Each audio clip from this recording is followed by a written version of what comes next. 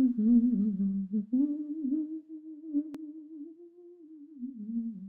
been planning this for nearly 2 years. The aim being really to try and increase people's interest in art and also their participation in it. And we're looking at art in all its form, not only paintings and sculptures, but music. And we want to bring people into the church to see this fantastic building, which is the oldest parish church in the country. It really is the centre of Great Yarmouth.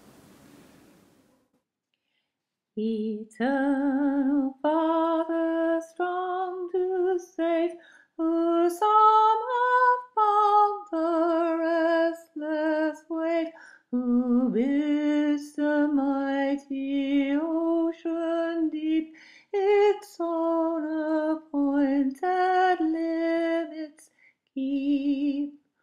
O hear us when we cry to thee, for those in peril on the sea. Now. The theme of the art exhibition is going to be energy and industry, with a special emphasis on good design, reuse and regeneration.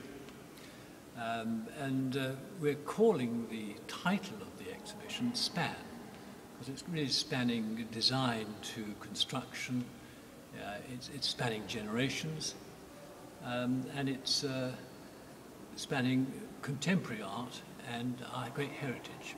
And we really want to show what fantastic heritage sites we have in this town. Not only this church, but we've got the Toll House, which used to be a prison. We've got the Fisherman's Hospital. We've got lovely properties down South Quay, which Daniel Defoe says is the greatest quay in Europe. It's not now, but it really could be improved enormously. And we want to bring people to Yarmouth to see what fantastic artists we have, the great talent which we have in musicians. And by bringing people here, we would like to raise the profile of Great Yarmouth, to make them feel proud of the town. And by bringing more people in, hopefully it'll help the local economy.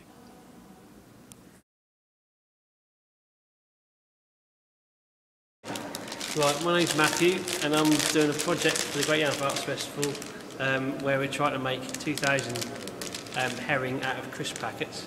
We've been into schools and community centres, and hopefully we'll go to the Marine Centre and Time and Tide over summer.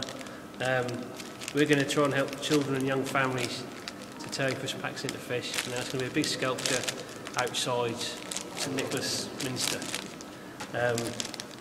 We've already been to schools, and we've made 1,000 herring already in the schools. Hopefully over summer we'll get close to 2,000. Whether we'll reach that, I don't know. Anyway. What'll we do with the heron's head? What'll we do with the heron's head? We'll make it into loaves of bread. Heron's head, loaves of bread and all kinds of things. Of all the fish that live in the sea, the herring it is the fish for me. Oh, what'll we do with the heron's eyes? What'll we do with the heron's eyes? Make 'em into puddings and pies. Heron's eyes, puddings and pies. Heron's head, loaves of bread and all kinds of things. Of all the fish that live in the sea, the herring it is the fish for me. My name is Jane Freeman, and I'm the music coordinator for the festival for events that are going to happen at the Minster, Great Yarmouth Minster. There's going to be a brass band concert by the Great Yarmouth Brass. We have the privilege of having David Dunnett, Norwich Cathedral organist, playing here on Wednesday, the 5th of September. On the 12th of September at lunchtime, we have Prue Goldsmith, who's organist at Sprowston. We also have John Stevens on the 19th of September, who's the organist and choirmaster here at the Minster. On the 15th of September, we have Messiah from Scratch, and we invite all singers to come along at 2 o'clock and come for a one-off rehearsal. And then the performance will be at 7:30. And this event will be conducted and organised by John Stevens. Okay. We are very fortunate to have on Thursday, the 6th of September, Sir James Galway and the orchestra of St John Smith Square. This is a wonderful event, and we do hope that you will all come. Okay. The final event is translated by reeds, and this is going to be performed by a newly formed choir from the Waveney and Blyth area. There will also be a talk by the well-known naturalist Richard Mabey.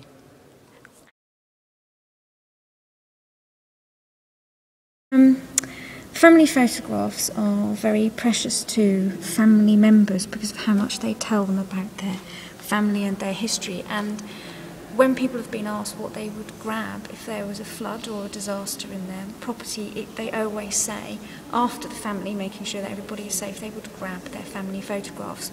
And the aim of our Preservation Roadshow is to give people information about how they look after their treasured family possessions. So we have two objects conservators coming who will be talking about ceramics, leather, metals. We have a textile conservator, a weapons conservator who will also be able to tell people about militaria and how to look after their family medals and anything else they have related to their family history in the military. And then there's myself, who works with paper, photographs, film and sound. And what we want to do is, for a very small charge, for a fee of £2, people can come into the Minster and have a 15-minute one-to-one session with a conservator, and we will give them information on how to look after their treasured family possessions at home, and also give them advice on the storage materials they should use to keep those family items in the best condition they can at home.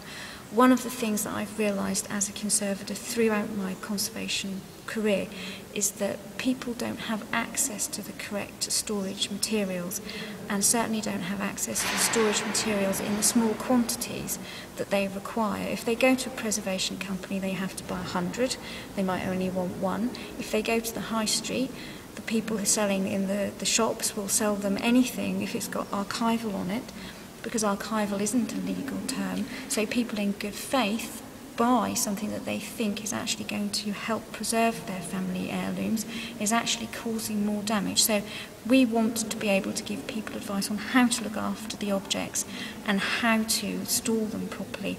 And if they can bring their items along, so much the better, but obviously only if it's safe to do so. And what are the dates when you're running this workshop? This workshop is running on Monday the 17th of September. Hopefully the week before that we'll be having a session at St George's Theatre on what it's like to be a conservator, my life as a conservator, where there'll be practical demonstrations of items being conserved. So we'll show surface cleaning, we'll show washing, we'll show some repair.